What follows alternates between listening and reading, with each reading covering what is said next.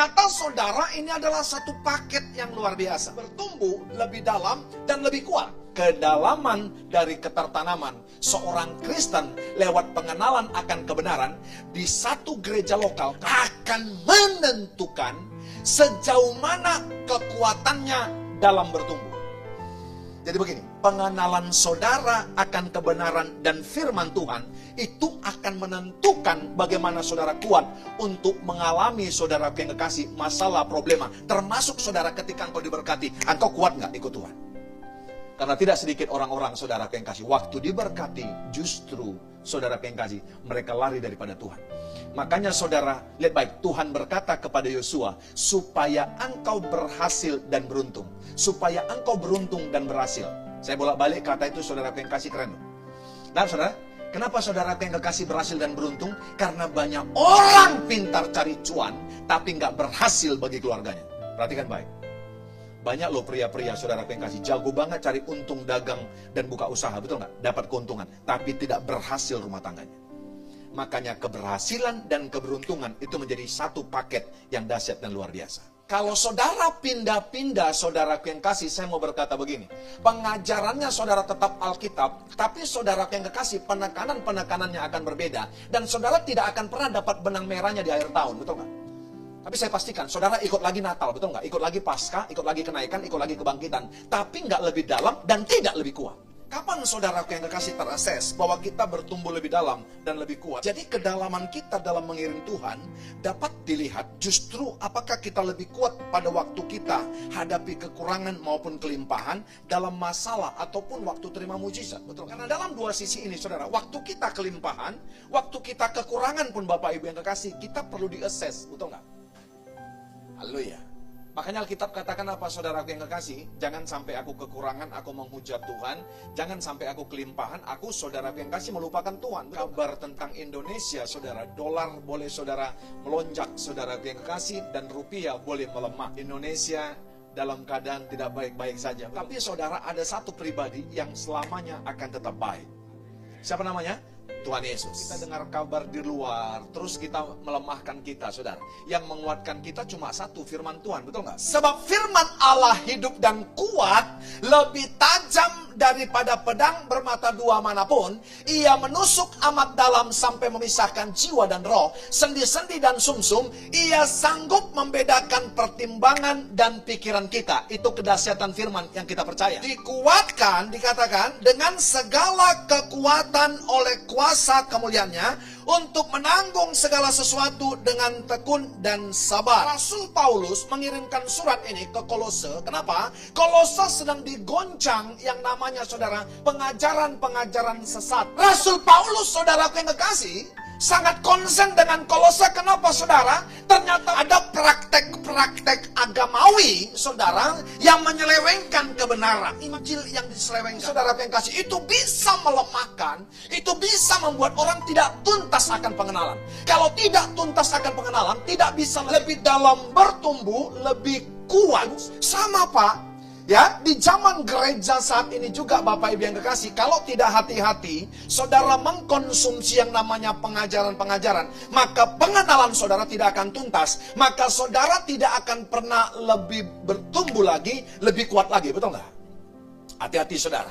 Sekarang saudara yang kekasih, baik yang di tempat ini maupun yang mendengar di rumah, saya mau berkata, ya, kita bisa lihat dari mana saja sekarang khotbah, termasuk dari YouTube, betul nggak? Media sosial. Saudara harus pilih pengajaran-pengajarannya saudara.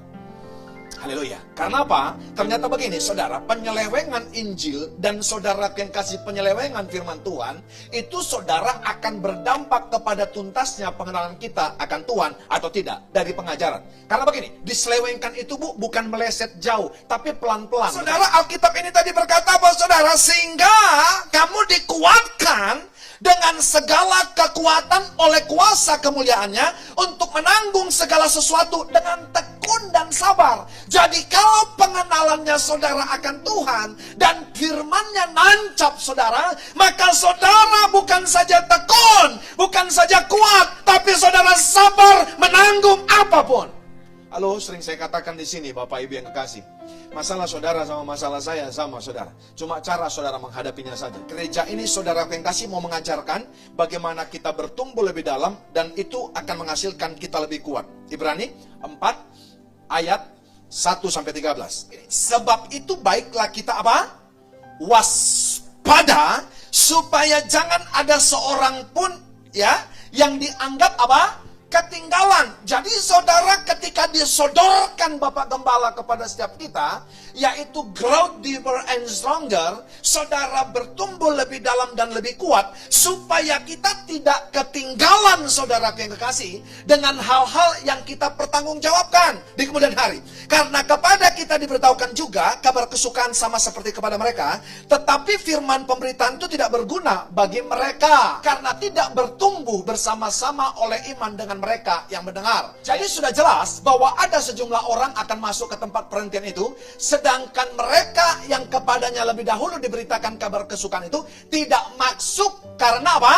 Ketidaktaatan mereka. Sebab itu ia menetapkan pula suatu hari, yaitu hari ini, ketika ia setelah sekian lama berfirman dengan perantaran Daud seperti dikatakan di atas, pada hari ini jika kamu mendengar suaranya, janganlah keraskan hatimu. Yang pertama tadi waspada, yang kedua ketaatan, yang ketiga jangan keraskan hatimu. Karena itu baiklah kita berusaha masuk ke dalam perhentian itu, supaya jangan seorang pun jatuh karena apa? Mengikuti contoh ketidaktaatan itu juga. Dan tidak ada suatu makhluk pun yang tersembunyi di hadapannya, sebab segala sesuatu apa?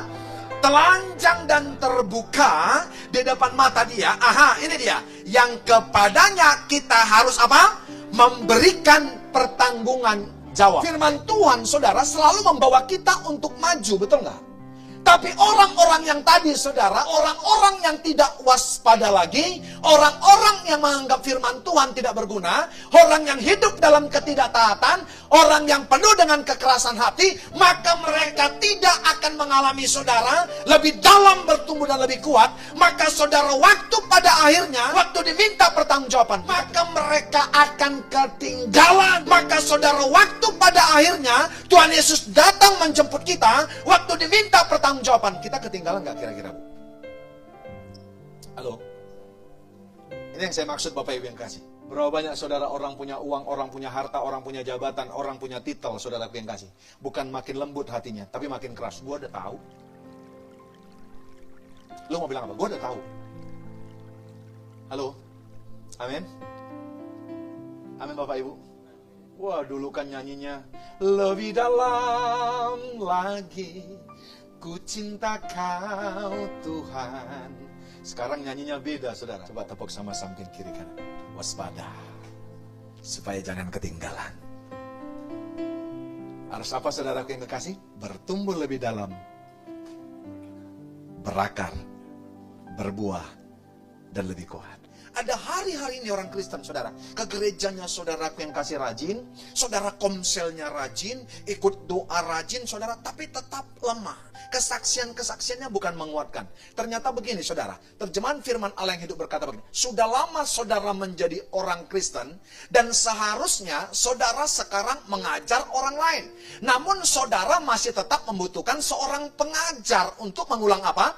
Azas-azas pokok dalam firman Allah. Azas-azas pokok aja dia belum tahu, saudara, apalagi mau saudara menyaksikan kedahsyatan Tuhan. Karena apa, saudara? Karena dia tidak waspada, karena menganggap firman Tuhan tidak berguna, karena tidak ada ketaatan, ada kekerasan hati waktu firman ditabur, betul nggak? Kristen, Bu. Papa mama saya Kristen, saudaraku yang kekasih, sejak saya ada dalam kandungan. Dan dari kakek nenek saya, saudara, opung saya Kristen. Tapi kenapa saudaraku yang kekasih, ya, baru umur 27, saudara, saya serius ikut Tuhan Yesus. Setelah bertemu dengan istri saya, dan saya dijembatani, ditolong untuk bertemu secara serius dengan Tuhan Yesus. Kenapa saudaraku yang kasih? Karena cuma agamawi, betul nggak?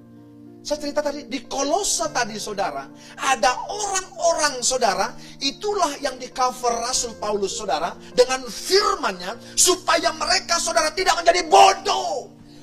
Mereka harus waspada dengan pengajaran-pengajaran. Supaya apa? Mereka tetap kuat menghadapi masalah, supaya mereka bisa bertumbuh lebih dalam, mereka lebih kuat. Bagaimana kita menang di tempat yang lain? Asas-asas pokok aja kita saudara nggak nangkap. Tapi kita sudah lama menjadi Kristen. Dilihat dari usia, dilihat dari rentang durasi waktu kita mengikut Tuhan, harusnya kita sudah mengajarin orang.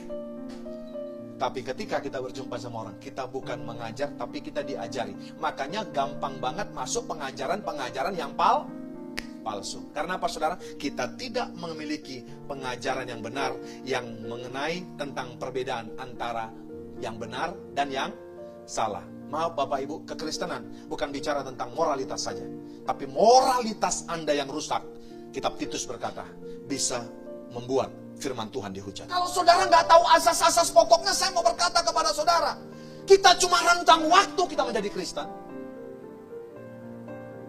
tapi kita nggak bertumbuh lebih dalam, nggak lebih kuat. Makanya waktu ada problema, lihat, kamu nggak menjadi saksi. Harusnya orang berkata kepada engkau, usahanya biasa-biasa, usahanya lagi melorot, keuangannya lagi nggak baik-baik saja, kesehatannya lagi nggak baik-baik saja. Tapi ini ibu, dahsyat imannya. Mereka tetap memuji Tuhan, ini dahsyat. Baru saatnya engkau berkata, saudara, kenapa kamu bisa saudara bertumbuh lebih dalam, lebih kuat? Kamu akan berkata, ada Bapa yang memilih, ada Yesus Kristus yang menyelamatkan, ada Roh Kudus yang memeteraikan. Bapak Ibu tahu nggak di Timur Tengah, kalau saudara menanam pohon kurma di sana, saudara yang kekasih, menanam pohon kurma, itu bijinya saudara dimasukkan saudara, ya, ke padang pasir itu dimasukkan, ditekan, dan dari atas ditiban batu saudara. Maka biji kurma itu saudara yang kekasih akan menembus ke bawah sampai mentok, sampai dia juga ketemu batu. Baru saudara yang kekasih, akarnya akan menghantam batu yang mengimpitnya dari atas, dan bang, makanya korma-korma Timur Tengah manis-manisnya minta ampun tuh. Kenapa himpitannya saudara yang kasih bisa dihajar, saudara yang kasih dia menang? Karena dia lebih dalam bertumbuh, berakar, radikal. Makanya saudara yang kasih perhatikan baik, menghasilkan buah yang dahsyat. Kuncinya apa? Lebih dalam. Jangan menjadi orang Kristen saudara, mau saudara yang kasih berkat-berkatnya, tapi kita nggak mau lebih dalam, lebih bertumbuh saudara dalam, dan kita tidak menjadi kuat. 2 Petrus 3 ayat 17-18. Rasul Petrus berkata, saya memperingatkan saudara sebelum waktunya. Apa yang dikatakan Ibrani tadi, sebelum waktunya saudara mempertanggungjawabkan, saudara harus waspada supaya saudara tidak terseret, jangan terlibat, tetapi tumbuhlah, dikatakan, di dalam kekuatan rohani, dan belajarlah untuk lebih mengenal Tuhan Yesus Kristus, Tuhan dan Juru Selamat kita. Bagi Dia segala kemuliaan dan kehormatan sekarang dan selama-lamanya. Memiliki hati dan hasrat animo saudara, desire untuk belajar akan pengenalan Tuhan dan kebenaran firman-Nya, serta tetap waspada, akan membawa kita bertumbuh lebih dalam dan lebih kuat. Karena kitab Ibrani tadi berkata apa? Salah satunya saudara yang kasih apa? Menganggap firman Tuhan tidak berguna. Bertumbuh lebih dalam dan lebih kuat. Kuncinya adalah apa? Belajar untuk lebih mengenal Yesus Kristus. 2 Timotius 1 ayat 7 ini terjemahan barunya dikatakan baik. Sebab Allah memberikan kepada kita apa? Bukan roh ketakutan, melainkan roh yang membangkitkan kekuatan, kasih, dan ketertiban.